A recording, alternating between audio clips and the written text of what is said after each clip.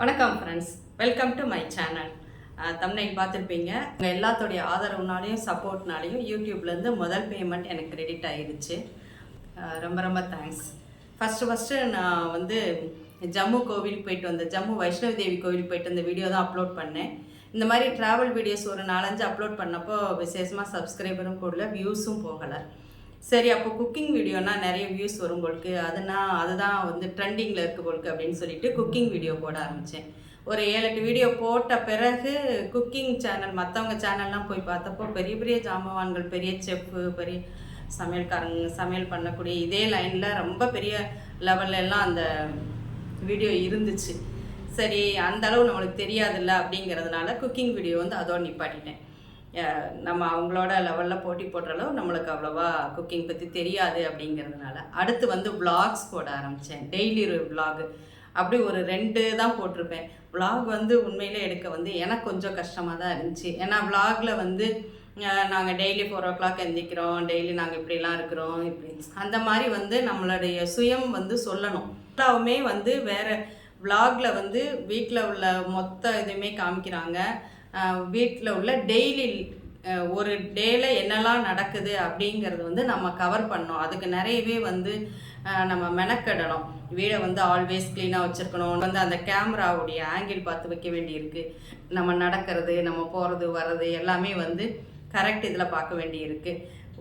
உண்மையில் நாங்கள் சாதாரண ஒரு குடும்ப தலைவிகள். இப்போ நான் அப்படி கிடையாது. ஒரு 4 நாள் வந்து காலையில் 4 மணிக்கு எந்திச்சோம் அப்படின்னா ஒரு 3 நாள் 6 மணிக்கு தான் எந்திக்கிறோம். அப்போ அதில் வந்து இல்லை, நான் இன்னைக்கு காலையில் 4 மணிக்கு எழுந்திரிச்சு நான் பூஜை பண்ணினேன் அப்படின்னு நம்ம சொல்லும் பொழுது அது உண்மைக்கு புறம்பாக சொல்கிற மாதிரி கொஞ்சம் வந்து இதாச்சு. அது மாதிரி ரொம்ப நீட்டாக வச்சுக்கிட்டு தான் வீட்டை வந்து நாங்கள் காமிக்கிறோம். ஆக்சுவலாக நான் அப்படின்னா வீடு சில நேரங்கள் நீட்டாக இருக்கும், பல நேரங்களில் வந்து நீட்டாலாம் இருக்காது. பிள்ளைங்க இருக்கிற வீடு அப்படிங்கிறதுனால கொஞ்சம் கலைஞ்சிருக்கும், அதை சரி பண்ணுவோம். காலையில் நேரங்களாக ரொம்பவே வந்து ஒர்க் இருக்கிற நேரம் வந்து நம்ம ரொம்ப சாதாரணமாக இருப்போம். இது எல்லாமே வந்து விளாகில் வந்து கொஞ்சம் அப்படியே உல்ட்டாவாக காமிக்கிற மாதிரி இருந்துச்சு. அது நம்ம இல்லாததை நம்ம அப்படியே ஒரு முகமூடி போட்டுட்டு பொய்யா உங்களோட பேசுகிற மாதிரி எனக்கு ஃபீல் ஆக ஆரம்பித்ததுனால டக்குன்னு அதையும் ஸ்டாப் பண்ணிட்டேன். சரி, நம்ம வந்து அதிகமாக கோவிலுக்கு போகிறோம், நிறைய ட்ராவல் பண்ணுறோம், அதுதான் நம்மளுக்கு செட் ஆகும். அது அங்கே உள்ளதை அப்படியே உங்களோட ஷேர் பண்ண போகிறோம் அப்படிங்கிறது.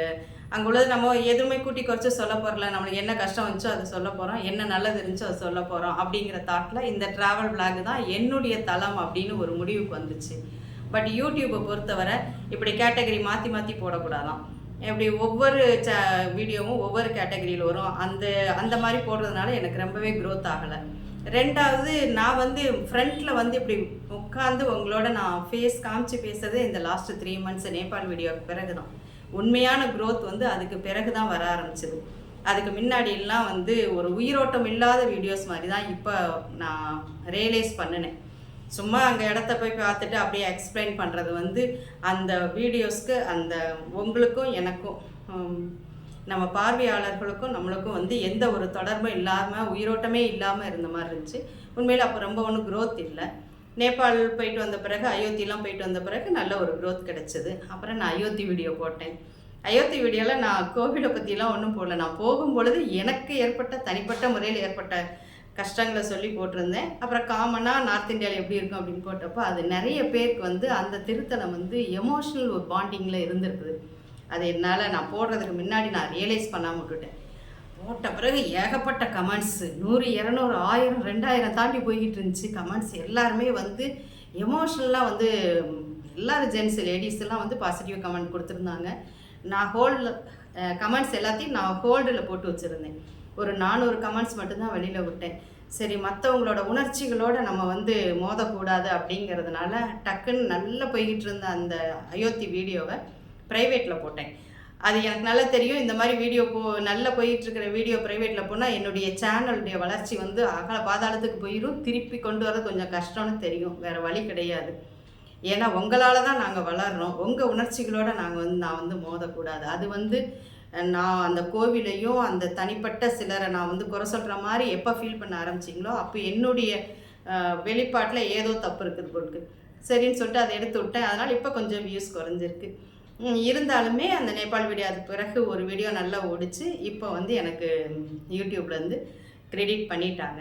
சரி, இந்த மாதிரி ஒரு சேனல் நடத்துறது எந்த அளவு பெனிஃபிட்ஸ் அப்படின்னு பார்க்கும் பொழுது ஆஸ் எ ஹவுஸ் ஒய்ஃபாக நான் ஒரு டைம் பாஸ், முக்கியமாக ஒரு டைம் பாஸ்.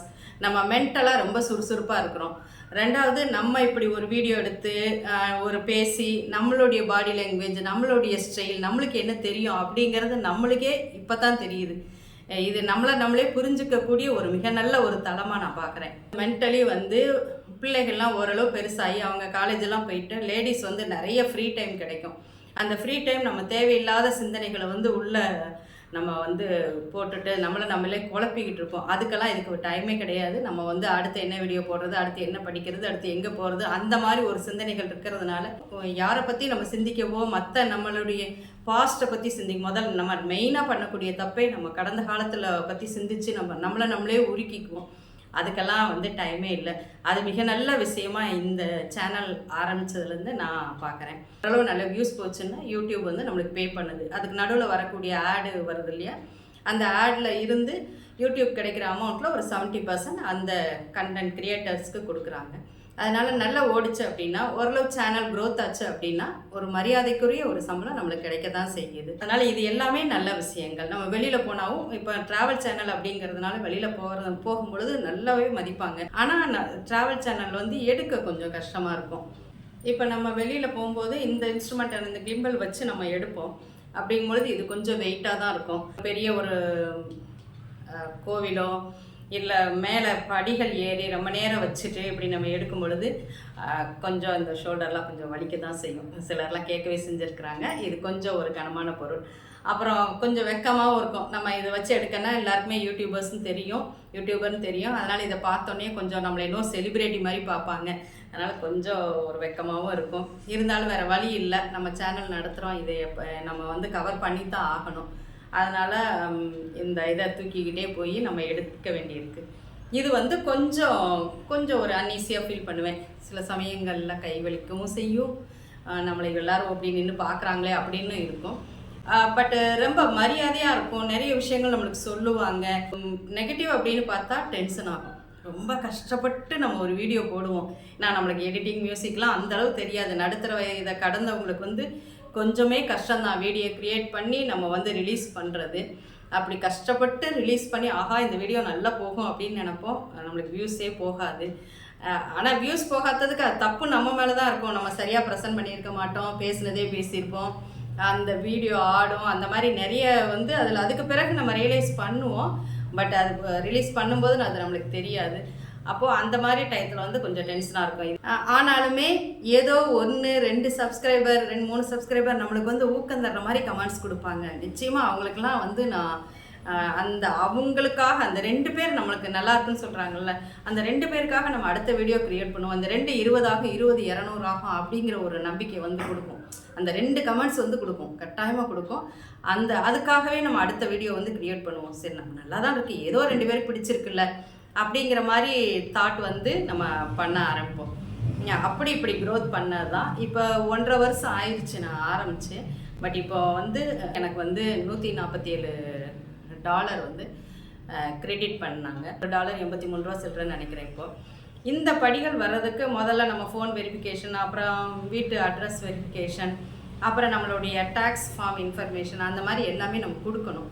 $100 மேலே வந்துருச்சு அப்படின்னா ஆட்டோமேட்டிக்காக கிரெடிட் பண்ணிடுவாங்க.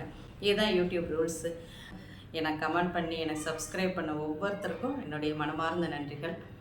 ரொம்ப தேங்க்ஸ். ரொம்ப நன்றி.